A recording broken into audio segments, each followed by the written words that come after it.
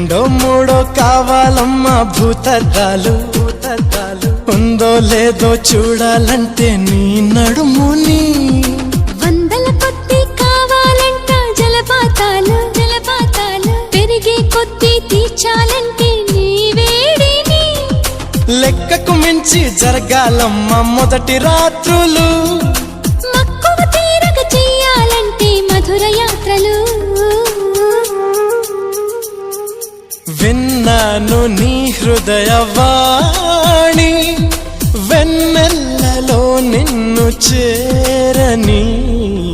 మన్మధుడే బ్రహ్మను పూని సృష్టించాడేమో గాని